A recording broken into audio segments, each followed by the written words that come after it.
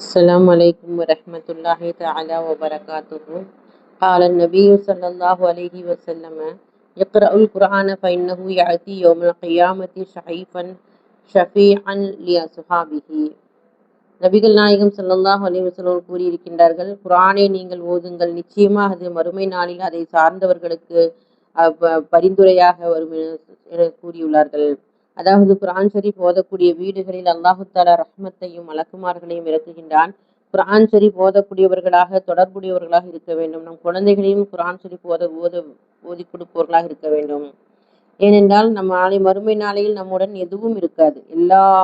எல்லோரும் நம்மை விட்டும் பிரிந்து விடுவார்கள். நம் சொத்து சுகம் குழந்தைகள் எவ்வளவு பிரியம் பாசமா வளர்க்கக்கூடிய பிள்ளைகள், மனைவி, மக்கள், தாய், தந்தை அனைவரும் நம்மை விட்டு சென்றாலும் நமக்கு பரிந்துரை செய்வதற்காக, நம்மை சொர்க்கத்திற்கு அழைத்து செல்லக்கூடியதாக அல்லாஹு தஆலா இருக்கக்கூடிய ஒரே ஒரு விஷயம் குர்ஆன் ஷரீஃபா இருக்குது.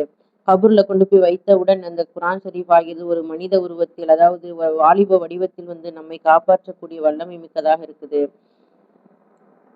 எனவே நம்ம குர்ஆன் ஷரீஃப் அதிகமா ஓதக்கூடியவங்களா இருக்கும். கடைசியில் அதாவது ஒரு நாளைக்கு ஒரு ஆயத்தேனும் அல்லது ஒரு ஐநேதும் அல்லது ஒரு கால் ஜுசுவாவது அந்த குர்ஆனுடைய தொடர்புடையவராக இருக்க வேண்டும். நான் ஓத வேண்டும் என்றால் நம்முடைய குழந்தைகளும் நம்மை பின்பற்றி ஓதக்கூடியவர்களாகவே இருப்பார்கள்.